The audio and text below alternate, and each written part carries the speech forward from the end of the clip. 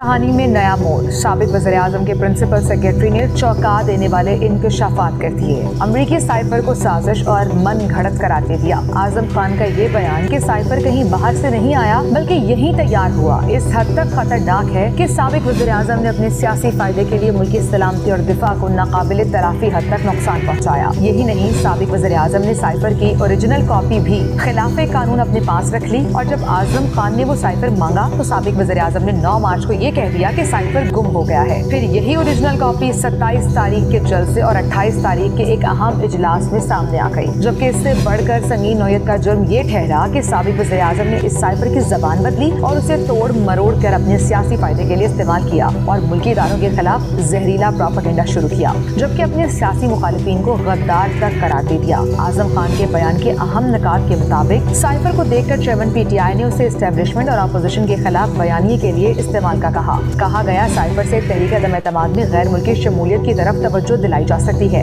Cipher की copy chairman PTI ने अपने पास रखी, जब अगले दिन मांगा तो कहा गुम हो गया। चेयरमैन PTI ने कहा साइफर को अवाम के सामने तोड़ मरोड़ कर पेश करेंगे। 28 मार्च 2022 को बनीगाला इजलास में साइफर की मास्टर कॉपी को पढ़कर सुनाया गया। 30 मार्च को काबीना इजलास में साइफर दोबारा पढ़ा और काबीना को ब्रीफिंग दी गई। चेयरमैन PTI से गुम होने वाला साइफर वजारत खारजा में वापस नहीं दिया गया।